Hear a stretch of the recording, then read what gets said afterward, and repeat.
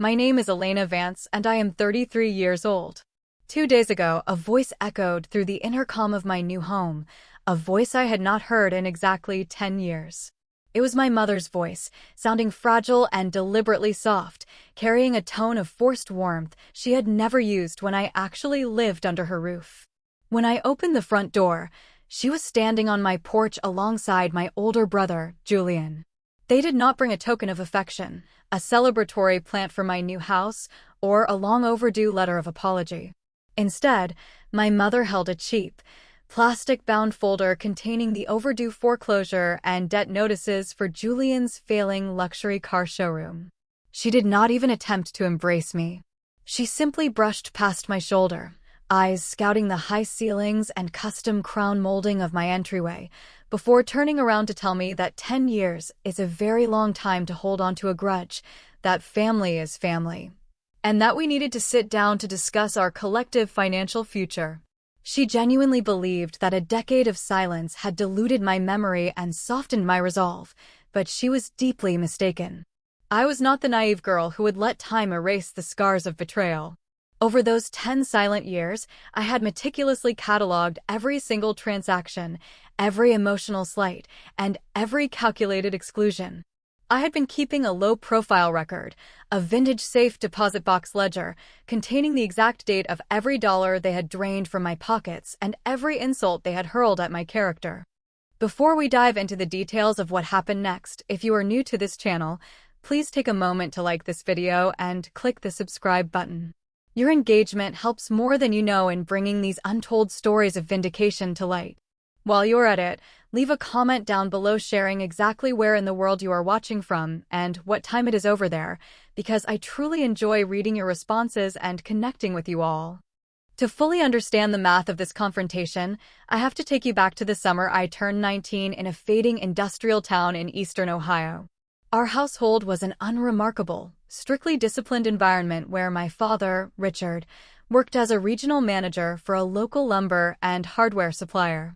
He left the house at precisely 7 every morning and walked through the back door at exactly 6 in the evening, carrying a heavy silence and the faint scent of cedar shavings.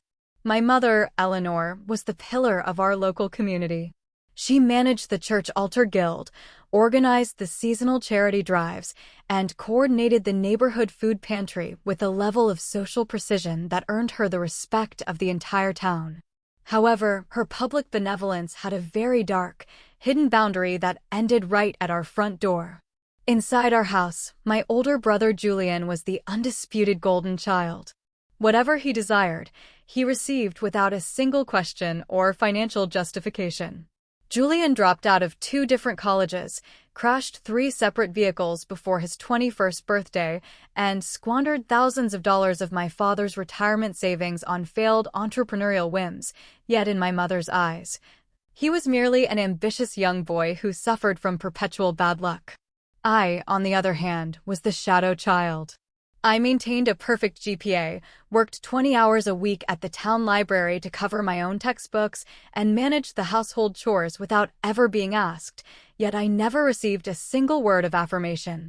In our household, love was a fixed, rigid budget, and Julian was the line item that always got fully funded, while my existence was treated as an operational afterthought. By the time I completed my sophomore year, my partial academic scholarship covered only half of my university expenses. To ensure I wouldn't have to rely on my parents, I worked double shifts at the library and took on freelance bookkeeping jobs for local mechanics, saving every single cent I earned. For 2 agonizing years, I skipped social events, wore thrifted clothing, and strictly budgeted my meals until my savings account reached exactly $12,000. That money was my lifeline, my ticket out of that suffocating house and into a life of independence. But on a rainy Monday morning when I walked into the campus bursar's office to pay my junior year tuition, the clerk behind the counter calmly informed me that my transaction had been declined due to insufficient funds. Thinking it was a banking glitch, I rushed to the nearest branch, only for the manager to print out a statement showing that my balance had been wiped out 48 hours prior. My mother, whose name was attached to the account as a joint custodian from when I was a minor, had walked into the branch and withdrawn every single dollar. When I confronted her at our kitchen table, she slowly sipped her tea, looked me dead in the eye, and told me that Julian desperately needed immediate liquidity to prevent his new car leasing venture from going bankrupt. She told me I could simply take a gap year to work because Julian was my older brother, and he was the family's priority. My father sat in his armchair, turning the pages of his newspaper without looking up, while Julian leaned against the doorframe, smirked, and told me to stop causing a dramatic scene over a small amount of pocket change. That was the exact moment I realized I was not a daughter to them. I was merely a financial resource to be harvested for their favorite child. I packed my single duffel bag that very night with less than $200 left to my name. As I reached for the front doorknob, my mother stood at the top of the stairs and told me that if I walked out, I was erasing my place in the Vance family forever because they had no room for a selfish daughter who refused to support her brother's happiness. I didn't say a word in response.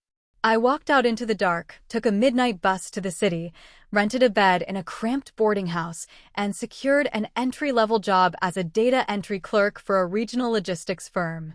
Those first 4 years were a brutal, exhausting blur of surviving on instant noodles and working 10-hour shifts while studying supply chain analytics online until 2 in the morning.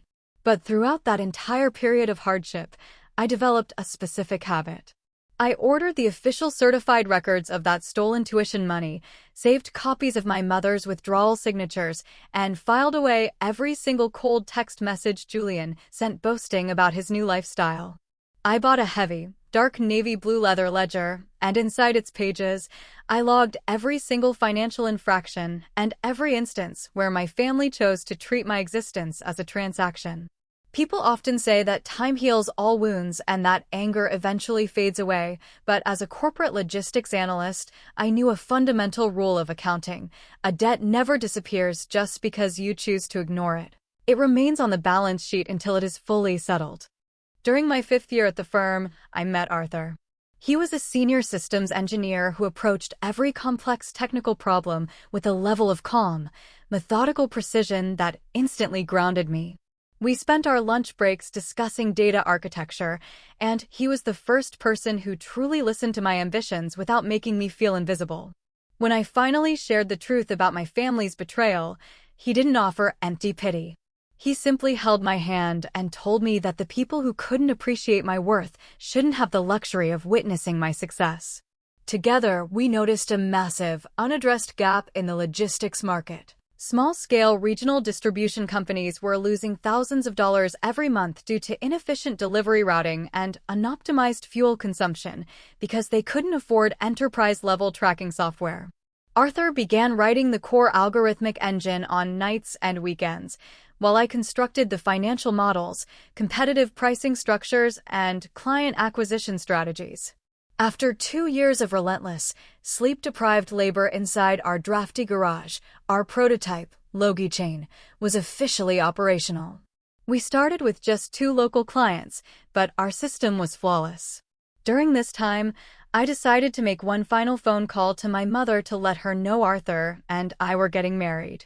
I thought 6 years of total absence might have softened her heart, but the moment she answered, she coldly stated that if I wasn't calling to return the money I owed the family for turning my back on them, I was wasting her valuable time.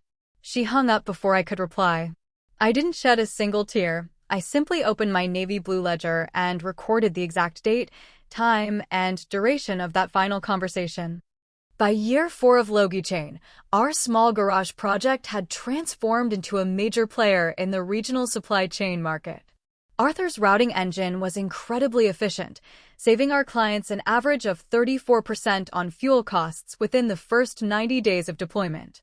I left my corporate data analyst job to step into the role of Chief Financial Officer full-time, locking down our compliance frameworks and managing our corporate capital with the same meticulous attention to detail I applied to everything in my life. We moved out of our cramped apartment and purchased a beautiful, 4-bedroom colonial home in a quiet, historic suburb, a house built on real equity, funded entirely by our own balance sheets. My mother's old declaration that I would amount to nothing without the backing of the Vance family had become a mathematically disproven theory. We had built a team of 22 employees, and our quarterly net revenue was scaling at a pace that caught the attention of institutional investors. Yet, despite our rapid upward trajectory, the silence from Ohio remained absolute, a heavy, predictable baseline that I had completely adjusted to. My brother Julian's life, however, was heading in the exact opposite direction. Through the small circle of hometown acquaintances I never completely blocked, fragments of reality slipped through. His luxury car showroom was a disaster of overleveraged debt, unpaid floor plan fees, and high-interest short-term loans. He had spent years using my mother's social standing in the community to borrow money from local business owners, promising astronomical returns that his business model could never support.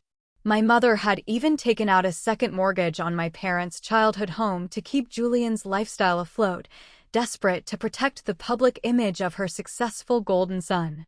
But the market doesn't care about maternal favoritism. By the time our company was profiling in regional tech journals, Julian's showroom was facing an involuntary liquidation audit. The turning point came when Logichain officially finalized our series of funding round, securing $9.5 million from a prominent venture capital firm. The press release was picked up by major financial networks and reshared across LinkedIn. For a family that specialized in tracking status, that public announcement was an undeniable beacon. 3 days after the article went live, my old hometown friend sent me a series of frantic text messages.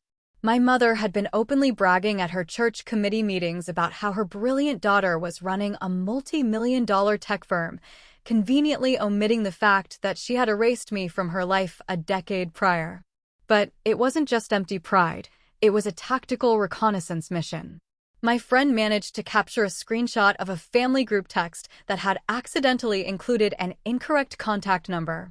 The messages between my mother and Julian were explicitly clear.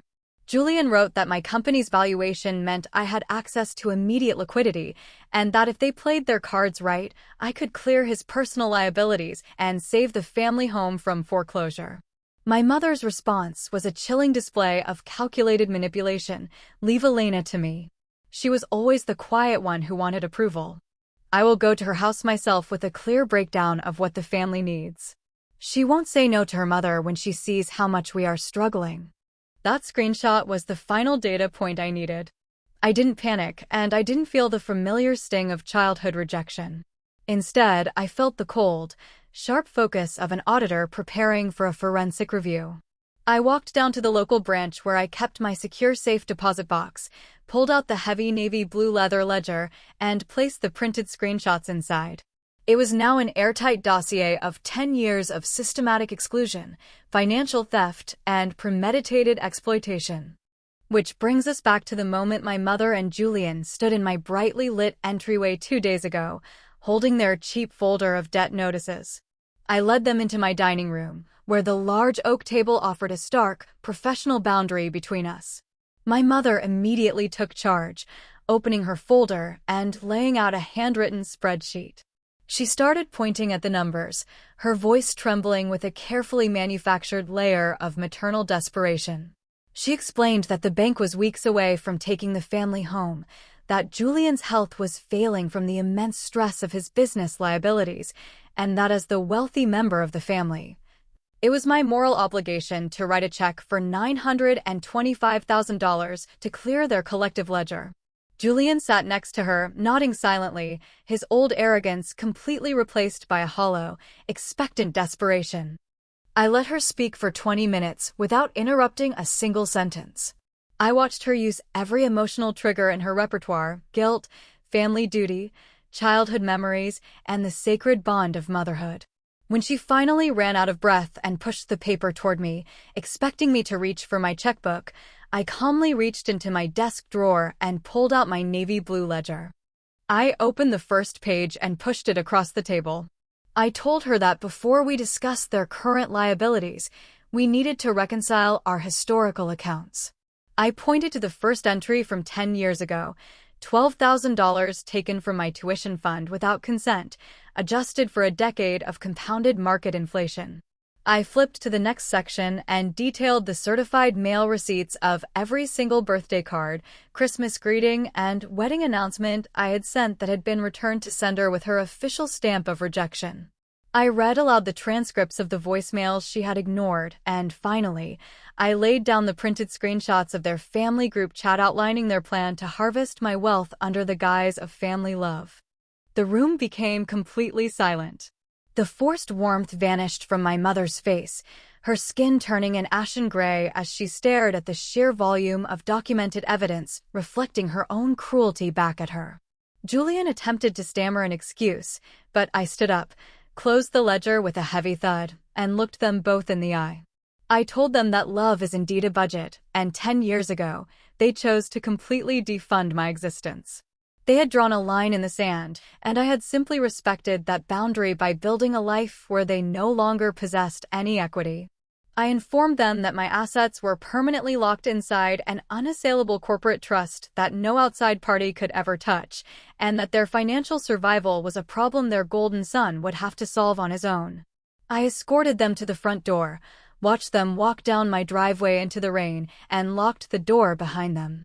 As I walked back to the kitchen where Arthur was setting the table for dinner, I realized the ledger was finally balanced, the account was permanently closed, and for the first time in my life, I owed them absolutely nothing.